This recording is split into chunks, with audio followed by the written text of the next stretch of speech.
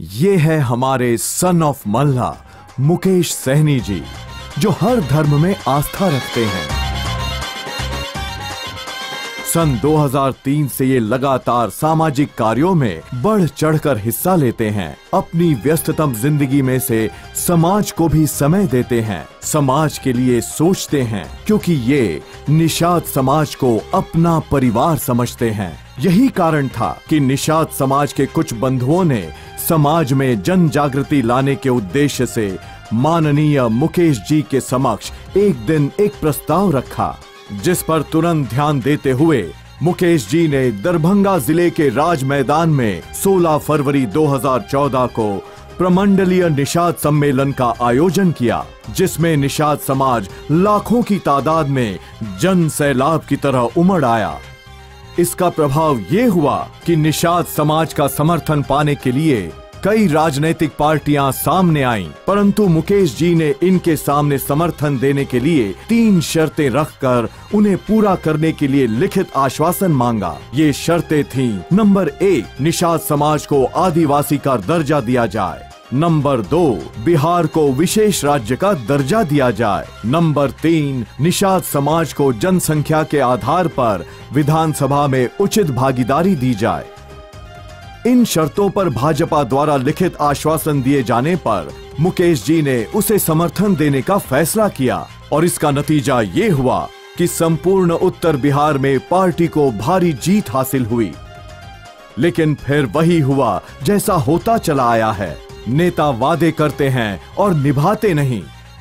इस बात से आहत मुकेश जी ने अपने मन में प्रण किया कि वो हिम्मत नहीं हारेंगे और अपने बलबूते पर सारे निषाद समाज को संगठित करके अपने अधिकारों के लिए जागरूकता लाएंगे और हक दिलवा कर रहेंगे। अपने इसी सपने को पूरा करने के लिए मुकेश जी ने निषाद रथ यात्रा का शुभारंभ किया, जो सतत 6 महीनों तक संपूर्ण बिहार में निरंतर जारी रहा। और इस दौरान पता चला कि बिहार में निषादों की जनसंख्या कुल आबादी की 14% है, जो बहुत ही दयनीय स्थिति में जी रही है। और ये भी पता चला कि निषाद समाज को 40 से भी अधिक टाइटल से जाना जाता है, जैसे कि मल्ला, बिंद, नौनिया, बेलदार, चौधरी, मंडल, केवट, सहनी इत्यादि।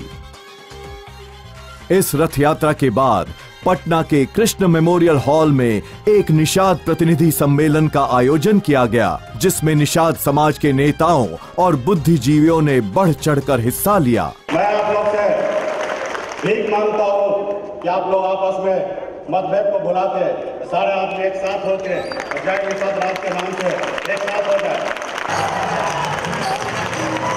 जितने भी जन्म लूंगा उतने जन्म में आप लोग के लिए काम करते रहूंगा। इसमें निषाद रथ यात्रा की सराहना करते हुए सभी ने एक मत होकर पटना के गांधी मैदान में निषाद समाज के संगठन की शक्ति के प्रदर्शन के लिए एक आयोजन करने का प्रस्ताव रखा। गुजारिश करूंगा कि 12 अप्रैल को गांधी मैदान में जो सम्मेलन होने के लिए जा रहा है, भव्य लेवल पे आए। मुकेश जी ने 12 अप्रैल 2015 को निषाद महाकुंभ महारैली का आयोजन किया, जिसमें दूर दराज से आए लाखों निषाद बंधुओं ने साबित कर दिखाया कि अब समाज को संगठित होने से कोई भी नहीं रोक सकता है। इतने बड़े इस आयोजन की सबसे बड़ी विशेषता ये थी कि सारे निषाद बंधु यहाँ अपने संसाधनों से आए थे। आने वाले समय में अगर उचित भागीदारी हमारे निषाद समाज को अगर नहीं देंगे, तो जिस तरीके से हमने आपको पैर जमाने के लिए दिया लोकसभा में, उसी तरीके से हम उखाड़ फेंकेंगे। क्योंकि सन ऑफ मल्ला को नेता नहीं बनना है, एमएलए नहीं बनना है, ना ही एमपी बनना है, बनाना है।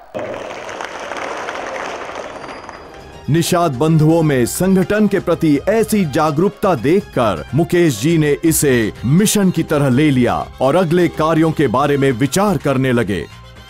इसी बात से परेशान होकर बिहार की नीतीश सरकार ने निषाद समाज को बांटने और गुमराह करने के उद्देश्य से 30 मई सन 2015 को निषाद महारैला के आयोजन की घोषणा कर दी। निषाद समाज को गुमराह करने की इस साजिश को नाकाम करने के लिए मुकेश जी ने भी 29 मई 2015 को औरंगाबाद और 30 मई 2015 को कटिहार में रैलियों के आयोजन की घोषणा करते हुए समाज के बंधुओं से अपील की कि वो निषाद महारैला जैसे भटकाने वाले आयोजनों का हिस्सा नहीं बने। इसका नतीजा ये हुआ कि सन ऑफ मल्ला मुकेश सहनी जी की रैली में लाखों की संख्या में लोग मौजूद थे। मुझे ना ही राज्यसभा जाना, ना लोकसभा जाना, ना विधानसभा जाना है, मुझे अपने समाज को भेजना है। जबकि दूसरी तरफ सरकार की तरफ से आयोजित रैली में 1000 से 800 लोग ही मौजूद थे। ये एक बड़ी जीत थी। मुकेश जी को लगने लगा कि जिस मिशन पर वो चल पड़े हैं वो अब कठिन नहीं है और समाज के बंधुओं को उन पर पूरा विश्वास है। इसी संदर्भ में पत्रकारों से बात करते हुए उन्होंने कहा, जो भी पार्टी, जो भी सरकार निषाद समाज को संपूर्ण अधिकारी हक और अधिकार जो देगा, उस पार्टी के साथ हम लोग आने वाले समय में काम करेंगे। 25 जुलाई 2015 को मुजफ्फरपुर में भाजपा द्वारा परिवर्तन रैली का आयोजन किया गया, जिसमें माननीय प्रधानमंत्री जी को सम्मिलित होना था। इस रैली को चुनौती देते हुए मुकेश जी ने वहां निषाद हुंकार रैली का आयोजन किया और समाज के अपने ऊपर विश्वास को कायम रखने और अपने मिशन को अंजाम तक पहुंचाने के लिए मुजफ्फरपुर में कार्यकर्ताओं को संबोधित करने के बाद मुकेश जी निकल पड़े निषाद समाज के बंधुओं से रूबरू मिलने और फिर उन्होंने सीतामढ़ी, मधुबनी, दरभंगा, समस्तीपुर और वैशाली का दौरा किया। इसके बाद निषाद समाज के संगठन के प्रति एकता जगाने के उद्देश्य से विशाल बाइक रैली का आयोजन किया, जिसमें हजारों निषाद बंधुओं ने हिस्सा लिया। निषाद हुंकार रैली में लाखों की संख्या में उपस्थित होकर निषाद बंधुओं ने अपनी चट्टानी एकता का परिचय दिया। जो निषाद समाज लोकसभा चुनाव के समय भाजपा के साथ चला था, वो अब हुंकार रैली में मौजूद था। इस तरह निषाद बंधुओं ने साबित कर दिखाया कि निषाद समाज किसी पार्टी के साथ नहीं है जब तक उसे उसके अधिकार नहीं मिल जाते। आपका भीड़ नहीं है जो आप गाड़ी घोड़ा पैसा खाना सब दे के बुलाते हैं, ये वो भीड़ है अपने जेब से पैसे खर्चे करके अपने खाना लेके पानी तक भी अपने घर से लेके आते हैं।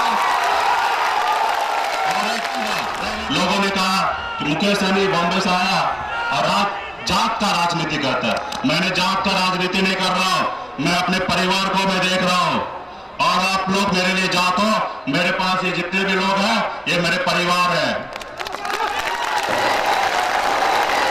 इस तरह निषाद बंधुओं ने साबित कर दिखाया कि निषाद समाज किसी पार्टी के साथ नहीं है जब तक उसे उसके अधिकार नहीं मिल जाते।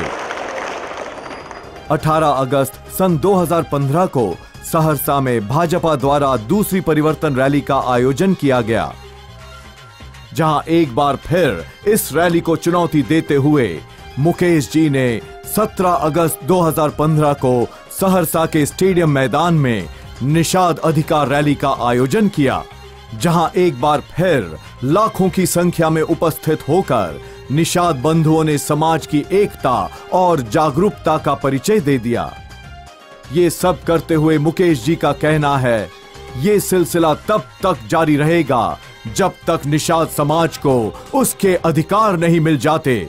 मुकेश जी का कहना है, ये तो ट्रेलर है, फिल्म अभी बाकी है।